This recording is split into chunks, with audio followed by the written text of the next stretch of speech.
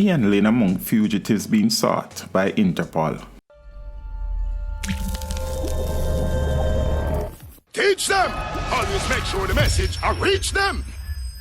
Once popular businessman Ian Lynn is among 52 fugitives being sought by the International Criminal Police Organization Interpol on behalf of the Jamaica Constabulary Force. 47-year-old Lynn, a former president of the Jamaica Used Car Dealers Association, is listed as wanted for money laundering and fraudulent conversion by Interpol.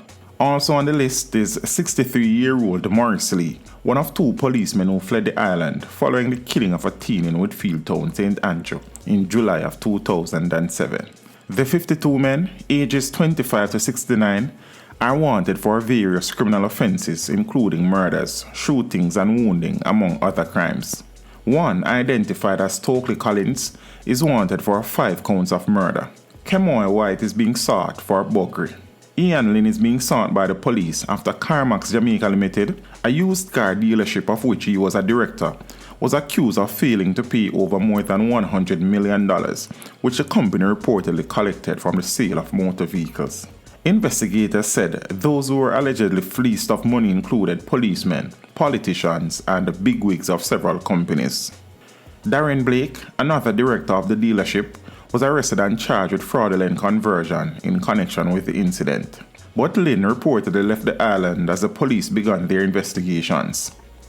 Despite several pleas by lawmen for him to return to face questioning, this was not done. Meanwhile, Morris Lee fled Jamaica after the Director of Public Prosecutions ruled that he and another policeman, Mark Russell, were to be charged for the killing of Raven Thompson. The JCF had said Thompson was reportedly killed in a shootout with a joint police-military team. Lee and Russell, who were both working at the Hunts Bay Police Station, the headquarters for the St. Andrew South Police Division, fled the island after the DPP's 2008 ruling.